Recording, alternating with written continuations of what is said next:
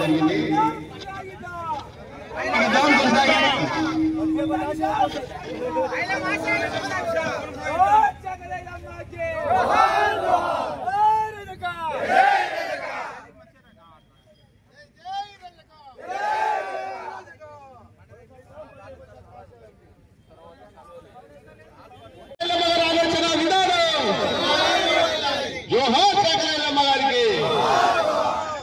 అందరికీ నమస్కారం.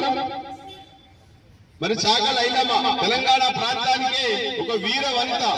ముక్తి కోసం విముక్తి కోసం మన నాటి రజాకారుల 7వ నవాబు కాలంలో ఏదో అరాచకాలు జరిగాయో ఈ జాగీర్దారులు జమీందారులు ఈ దొరలపాలకు ఇబ్బందికరమైనటువంటి పరిస్థితిలో ఉన్నప్పుడు మరి ఆ విముక్తి కోసం పోరాడినటువంటి ఏకైక మహిళ అందరికీ ఆలోచనకరించినటువంటి ఆ రోజుల్లో మొట్టమొదటి మహిళ మన చాకలి ఐలమ్మ.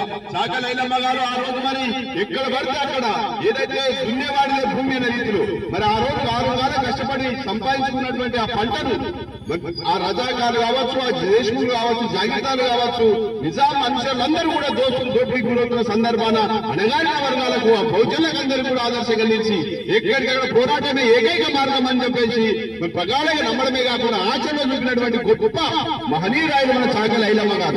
మరి చాకలి ఐలమ్మ గారి జీవితం మనకు అందరూ కూడా ఆదర్శం కావాలి. సమైక్య రాష్ట్రంలో మరి చాకలి ఐలమ్మ గారు ఇలాంటి వారి యొక్క జీవితాలను చాలా మంది కూడా మరి మరుగున పడేసిన సందర్భం. మరి ఈ రోజు మనం అందరం కూడా ఏకమై ఎక్కడికక్కడ ఆ రోజు ఎట్లయితే బతుకమ్మ నాడు పుట్టింది మనకు అందరూ తెలియాలి. చాకలి ఐలమ్మ గారు సద్దుల బతుకమ్మ నాడు పుట్టింది. ఆ సద్దుల బతుకమ్మ పువ్వులను మనం పూజించే గొప్ప సంస్కృతి తెలంగాణ ప్రాంతం. మరి అట్లాంటి ప్రాంతంలో మరి ఆమె ఆ రోజు పుట్టినటువంటి మహిళ నరనరాన